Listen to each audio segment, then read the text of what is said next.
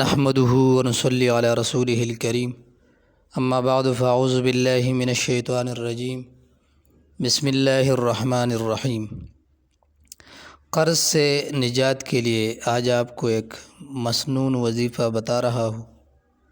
قرض چاہے ہزاروں میں ہو، چاہے لاکھوں کروڑوں میں ہو، اگر اس مسنون دعا کو روزانہ ہر فرض نماز کے بعد 7 مرتبہ پڑھنے کا معمول بنا لیا جائے اور اس کے علاوہ چلتے پھرتے اٹھتے بیٹھتے کثرت سے اس دعا کو پڑھا جائے تو انشاءاللہ العزیز پہاڑ کے برابر اگر قرض بھی ہو تو اللہ رب العزت اس کی ادائیگی کا انتظام اپنی دست غیب سے فرمائے گا۔